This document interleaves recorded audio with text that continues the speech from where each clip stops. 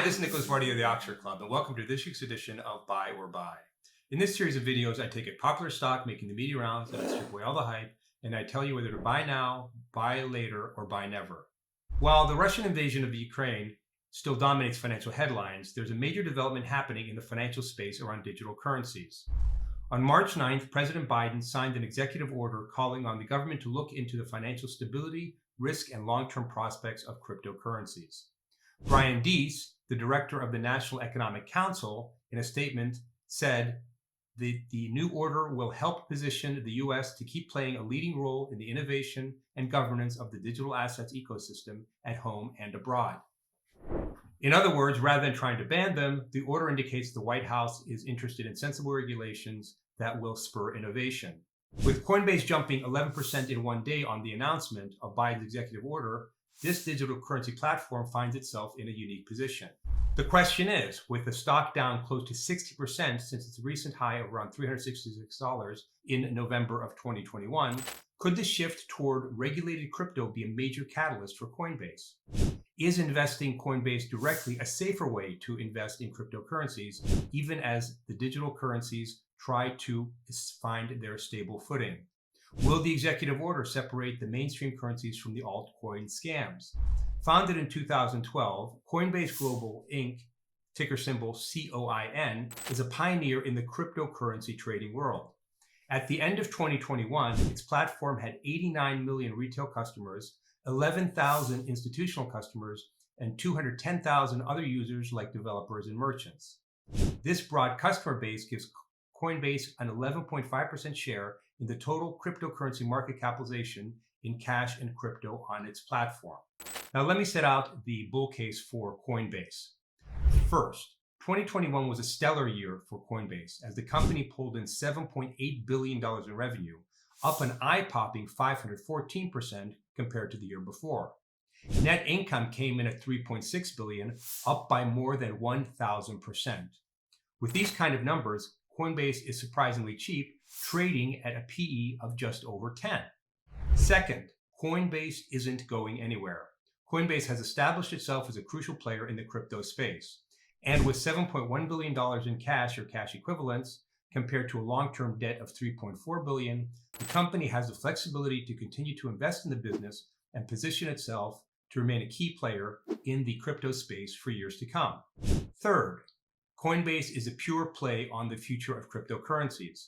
If you are a crypto believer, then you can expect Coinbase to continue to grow alongside the overall crypto market. Even if shady altcoins eventually collapse, it's a bet that major coins like Bitcoin and Ethereum will stick around as core players in this new asset class. In fact, investing in Coinbase is like investing in cryptocurrencies without the hassle of, well, opening an account with Coinbase. Now let's turn to the bear case for Coinbase. First, there is increased regulatory scrutiny of all things related to crypto. Now, despite the recent announcement by the US government, Coinbase has run into trouble with the US Securities and Exchange Commission. The SEC threatened Coinbase with legal action over a retail product that offered users interest payments on their crypto holdings. The company subsequently dropped plans for this service.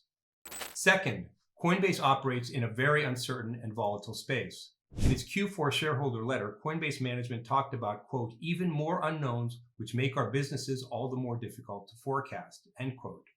The unpredictability of crypto asset prices and macroeconomic headwinds like rising interest rates, inflation, and geopolitical instability make crypto, and by extension Coinbase, a volatile, high-risk play. Third, the collapse in the price of Coinbase stock signals the end of investors' love affair with growth stocks.